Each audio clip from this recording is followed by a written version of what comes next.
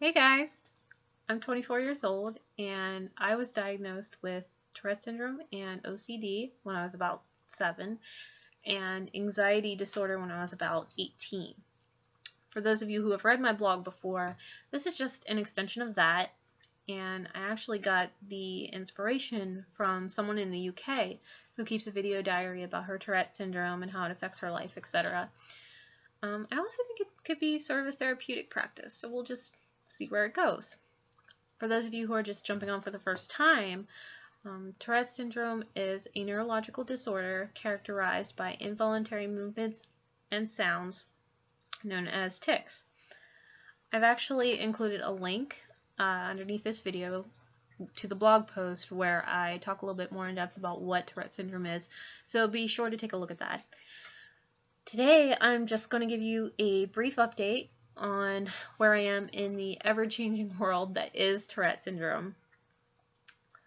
So a couple weeks ago, I came off of a long, bad tic cycle that lasted about 7 to 9 months.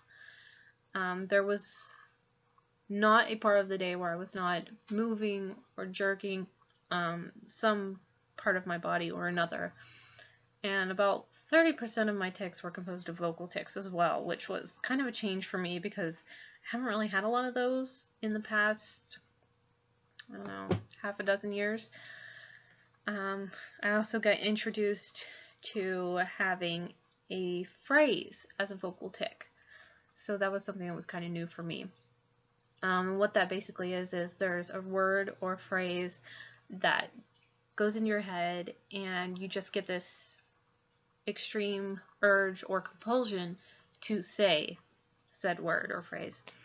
And in this case, my phrase was, "Don't run with scissors," of all things. At least it's good advice, right? But I would get the urge to say this, and if I didn't say it, I am filled with anxiety and just a sense of, oh my gosh, I need to say this. So that lasted about 24 hours, that particular phrase, and then there have been several others since then. But now my tic phase is sort of in a waiting period, so I don't really have a lot of tics right now, which is really good. It's kind of a relief, and mainly I've just sort of been concentrating on dealing with the social side of things, which I've talked a little bit about and can be a little bit difficult, but because it is such a visual disorder. But it's actually been a pretty interesting ride, and I will talk more about that in my next video because this one's just going to be a short one. And so I hope you guys hang in there and bear with me while I get the hang of this, and I will post another video later.